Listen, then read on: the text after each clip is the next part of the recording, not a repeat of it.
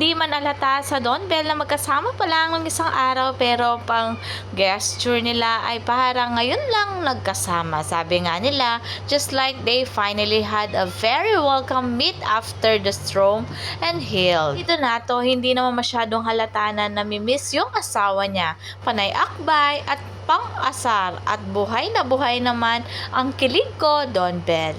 At may binanggit nga si Donnie kay Bell na tiyangan. Kung tiyangan na sinasabi nila ay sasakyan. Bakit mo kasi ginawang passenger princess, Donnie? Ayan tuloy, bigyan mo daw ng tiyangan. Kilala sa jeep ang passenger niya na sa tiyangan. Na mataan si Bel Mariano na nakaupo sa pouch at talagang nakikipagkwento sa kanyang mga fan. Habang nagre-ready pa sila para sa kanilang host. Namataan nga si Donnie Pangilinan, panay sundo kay Bel Mariano pag wala siyang ginagawa. Huli sila sa larawan ng isang fans dahil nagpa-picture din siya kay Bel and Donnie.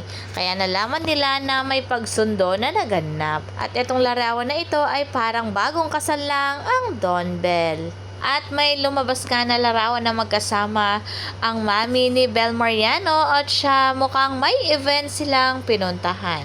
Naka-Pilipinyana ang kanilang suot at napakaganda ng mag-iina. Pinusuan din ito ng mga netizen dahil kamukhang kamukha niya ang kanyang mami.